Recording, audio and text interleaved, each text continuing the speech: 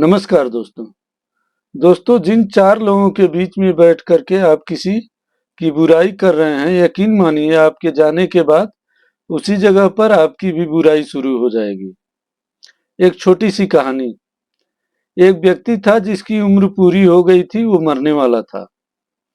वो दरवाजे के बाहर ही बैठा था, तब तक यमराज आ धमके उसके सामने आकर के खड़े हो गए।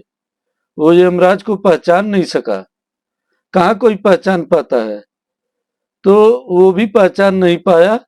और यमराज बहुत दूर से आए हुए थे, वो थक गए थे, उन्हें प्यास भी लगी थी।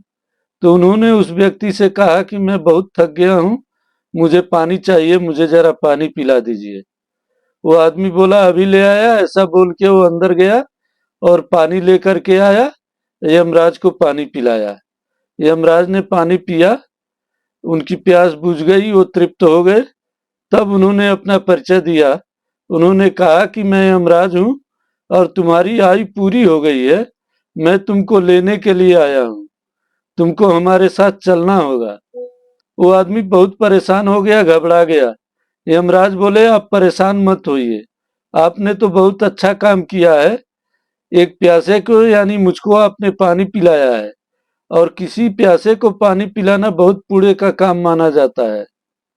तो मैं आपको एक मौका देता हूँ जिससे आप अपनी जिंदगी बदल सकते हैं। वो आदमी बहुत खुश हो गया। अरे वाह, क्या बात है, अभी मैं मरने वाला था और अभी मुझको ऐसा मौका मिल गया कि मैं अपनी जिंदगी बदल सकता हूँ। तो उन्होंने उसको एक डायरी निकाल के दिया। बोला इस डायरी में जो आप अभी लिख दोगे वो हो जाएगा। वो बोला ऐसा हो सकता है? वो बोले मेरा यकीन कीजिए, जो आप इस डायरी में लिख देंगे वो जरूर पूरी होगी आपकी इच्छा। ये बहुत खुश हुआ। इसने डायरी का पन्ना पलटा तो पहले पन्ने पर लिखा हुआ था, उसके जो बाएं तरफ पड़ोसी रहते थे उनके बारे में लिखा हुआ था। उसमें लिखा हुआ था कि इनकी जो है 4 करोड़ की लॉटरी लगने वाली है। ये बात तो अच्छी थी, लेकिन इसको देख देख करके वो लिखा हुआ बहुत दुख हुआ। ये बोला क्या बात है, मेरे पड़ोसी को 4 करोड़ की लॉटरी। उसने वहां लिख दिया ये बहुत बेकार आदमी है, इसको ये लॉटरी नहीं लगनी चाहिए। और ऐसा लिख करके उसने पन्ना पलट दिया। फिर दूसरे पन्ने पर वो देखा, उसके दाहिने तरफ रहने वाले पड़ोसी के बारे में लिखा हुआ था। और उसमें लिखा हुआ था, चूंकि वो नेता थे, नेतागिरी करते थे, तो लिखा हुआ था इनकी नेतागिरी चमकने वाली है और ये मंत्री बनने वाले हैं। अब ये देख के उसको और भी ज्यादा दुख हुआ।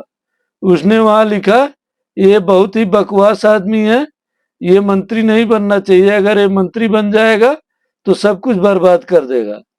ऐसा लिख करके उसने फिर पन्ना पलट दिया।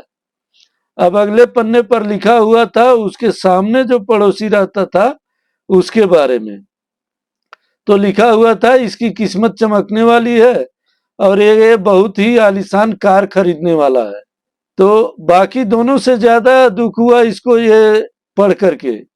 तो इसने वहां लिखा ये आदमी तो 2 व्हीलर पर चलने लायक नहीं है, इसको कार नहीं मिलना चाहिए, इसकी किस्मत नहीं चमकना चाहिए, ये जिस परिस्थिति में है उसी में रहने का हकदार है। ऐसा लिख करके उसने फिर अगला पन्ना पलट दिया। तो अगले पन्ने पर लिखा हुआ था इसके बास के बारे में। उसमें लिखा हुआ था कि ये अब सुपर बास होने वाले हैं, इनकी पदोन्नति होने वाली है। ये पढ़ करके ये बहुत परेशान हो गया। सोचने लगा कि यह आदमी तो ऐसे ही मुझे परेशान करता रहता है, अभी ये सुपर बास हो गया तो पता नहीं क्या क्या करेगा। उसके लिए भी लिखा कि ये आदमी बहुत ही वाहियात आदमी है, इसको प्रमोशन नहीं मिलना चाहिए। ऐसा लिख करके उसने पन्ना पलट दिया। फिर अगला पन्ना जो आया वो बिल्कुल खाली था। उस पन्ने पर केवल इसका नाम लिखा हुआ था। इसको इसी पन्ने पर जो भी अपने लिए चाहिए था वो लिखना था। फिर ये सोचने लगा कि मुझे यहाँ क्या लिखना चाहिए अपने भले के लिए। कुछ सोच विचार करके इसने जैसे ही पेन उठाया फिर से लिखने के लिए, यमराज ने इसका हाथ पकड़ लिया और बोला बस और नहीं, तुम्हारा समय समाप्त हुआ, तुमको 5 मिनट का समय मिला था अपना किस्मत बदलने के लिए, लेकिन तुमने उस समय का उपयोग नहीं किया, सदुपयोग नहीं किया अपने लिए, तुम व्यर्थ के कामों में उसको बर्बाद कर दिए। तुम पहला पन्ना, दूसरा पन्ना, तीसरा पन्ना, चौथा पन्ना, सब पर कुछ न कुछ लिखते हुए चले गए ताकि किसी का भला न हो जाए। जो किसी और का भला नहीं कर सकता, नहीं चाहता, उसका भला हो ही नहीं सकता। तो अब तुम्हारा समय पूरा हुआ, अब तुम्हें हमारे साथ जाना पड़ेगा, चलना पड़ेगा। वो आदमी हाथ जोड़ करके प्रार्थना करने लगा कि गलती हो गई, 2 मिनट मुझे और दे दीजिए मेरे बारे में लिखने के लिए।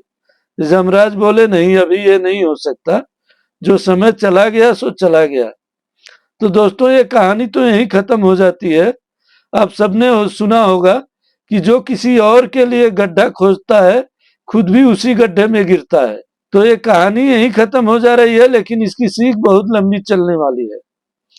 ये आपके लिए इसमें सीख ये है कि आप जो है अपना जो समय दूसरे की बुराई निकालने में, दूसरे की कमियां ढूंढने में लगा रहे हैं, आप विचार करके देखिए कि 24 घंटे में कितना समय आप जो है दूसरों के चक्कर में बर्बाद कर दे रहे हैं। वही समय अपने भले के लिए उपयोग कीजिए, अपनी खुद की बुराइयां ढूंढने के लिए उपयोग कीजिए और उनको सुधार करके आगे बढ़िए। आपके जिंदगी में कमाल हो जाएगा। धन्यवाद दोस्तों।